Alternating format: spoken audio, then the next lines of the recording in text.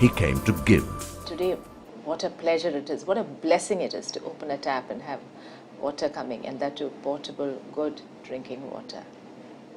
So it's like the end of a nightmare for us here at Chennai. With the water crisis in the city a distant memory, improvements along the canal wall continue to be implemented even as a large metropolis of Chennai draws the elixir of life from the aptly named Sri Satya Sai Ganga Canal to quench its thirst. Now, water flows and gushes like the pure and selfless love of Bhagavan.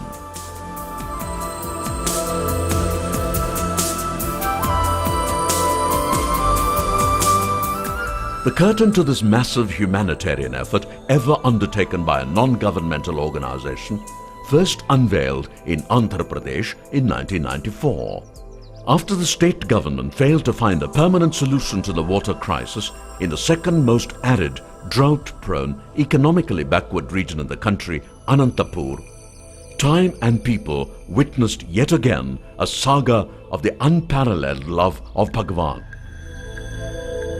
Under Bhagavan's initiative, the Sri Satya Sai Trust bankrolled $69 million and engaged Larsen & Toubro for the project to supply safe drinking water to about 1 million villagers who were in the same predicament as the citizens of Chennai, if not worse, in the 1990s. This was described by the former Prime Minister, Mr. Narasimha Rao, as a district called Anantapur. He said Ananta and poor in English means it's always poor. And 20 years they were all struggling how to give this water to a drought-prone area. So the basics of how to organize, first of all, water availability with the consent of politicians concerned. At the same time, make an engineering feat of constructing this in 18 months. And in a wide spread out area of a whole district, even to visit the various sites as the work was going on, with an enormous amount of work. Something like 75 excavators were working together. Nearly 200 staff members were working with so many jeeps. And how to even access that? Some of the water tanks are on the top of hills. So we created huge reservoirs, some of them 100 acres in size. So from the Tungabhadra high level canal, we brought water and stored after treatment in these tanks.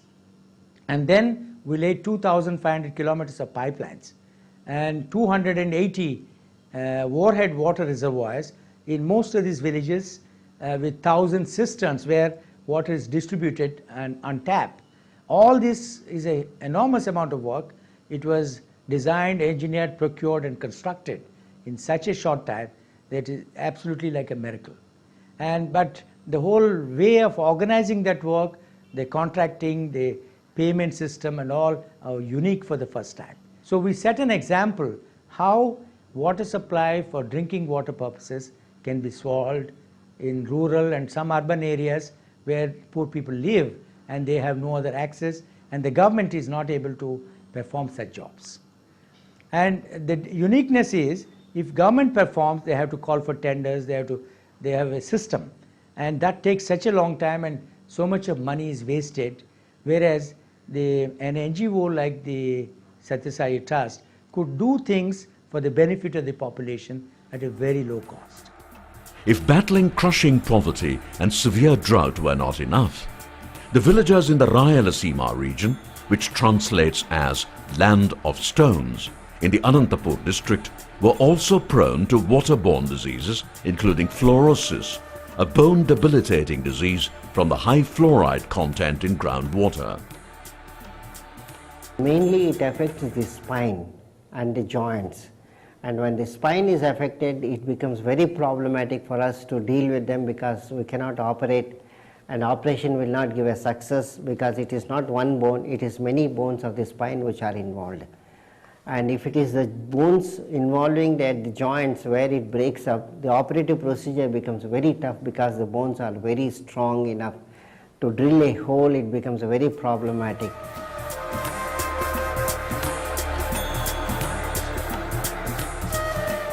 Always one to step ahead with his love and service, Bhagavan's love for the needy manifested as massive drinking water project for the region. Villagers of Rayalaseema now call it Ratnaseema, the land of gems, water being equated to precious gems.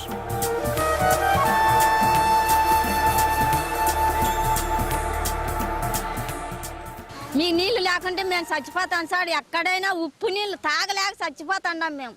బాగా కమ్మగా తాగుతున్నాం sir మేము. ఈ నీళ్ళు ఎవరిచ్చారు మీకు? మీ సాయిబాబులు తాగేసాము. మాకు 10 సంవత్సరాల నుంచి తాగే నీళ్లు లేవు. చుట్టూ పోయి నీళ్లు తెచ్చుకోవాలంటే 2 కిలోమీటర్ల దూరం వెళ్లాల్సింది. కానీ ఇప్పుడు బాబా గారి నీళ్ళు వస్తున్నందువల్ల ఊరంతా సమృద్ధిగా నీళ్లు తాగుతున్నాము. ఎల్ఎన్టీ వారు కూడా చాలా బాగా చేస్తున్నారు మాకు.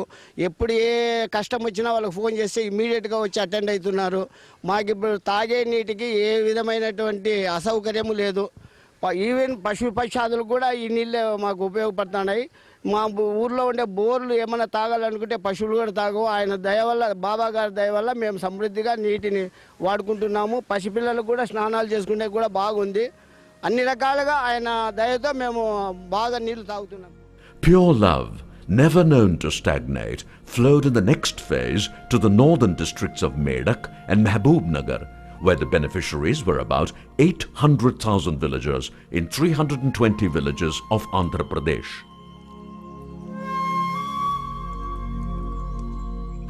Soon, love flowed to the banks of one of the most fertile regions in Andhra Pradesh, Godavari. 500,000 people in 500 tribal villages of the East and West Godavari district, living on the banks of one of the most perennial rivers of India, ironically had no access to safe drinking water until Bhagavan stepped in without them asking for it. All these are unique experiences from technical angle as well as how to organize ourselves and provide that very fast at so economical that nowhere else in the world it is possible to perform such jobs. A government would have taken to some of these projects 3 or 4 times the same period to get them executed, and it would have cost 3 or 4 times what ultimately we got paid, and we are satisfied with that payment because it met with our costs. How did we manage with a trust which has got a service attitude? And it was a little initially a little experience for us to transform ourselves in a direction which will suit a central trust which is humanitarian. They want it lowest cost, serve the humanity, serve the poorer sections of the people. But at the same time, we have also resolved in the company at the management level that these projects are important for our value system, that we should help the society in which we are. I think the uniqueness of Bhagavan Satya Sai Baba is this, that he combines managerial practices of an advanced nature with love, and what comes out really serves people. These massive water projects that benefited close to 10 million people in parts of Andhra Pradesh and Tamil Nadu have set an example that the creation of a public service facility need not wait for a government initiative if communities developed a sense of oneness and belonging. All they need to do is watch closely, observe intently, and learn lovingly from Bhagavan's life and his messages. And learn they did. Water experts at the UN Habitat's Water Education for African Cities have been for a long time searching for a tool or mechanism that will enrich and strengthen water education strategies in Africa.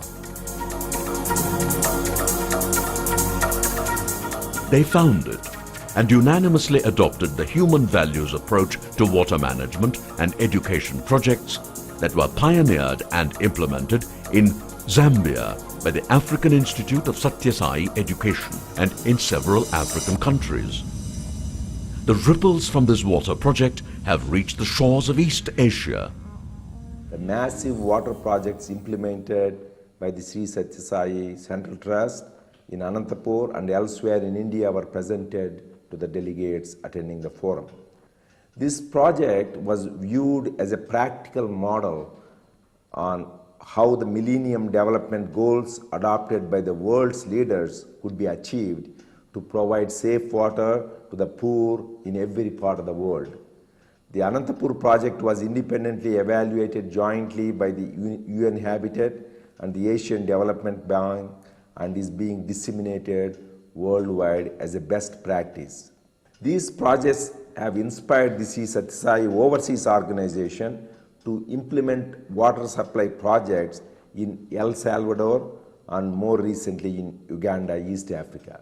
And interestingly, from El Salvador, I know from the local, one of the senior politicians who happens to be a devotee of Swami, the government was trying for 20 years to provide water to the school children. The school children have to almost go about a mile or two to fetch drinking water, and the government was trying to have safe potable drinking water given to the children and the villagers. They could not do. And the Sai devotees and the Sai youth took up this seriously, and within the course of less than a year, they could bring this water to these little children. They were all in bliss, and they said what the government could not achieve in 20 years because of the inspiration and love of Swami, how they could provide to these villagers in these remote parts of the world. Like inspired by Swami's various projects, different parts of the world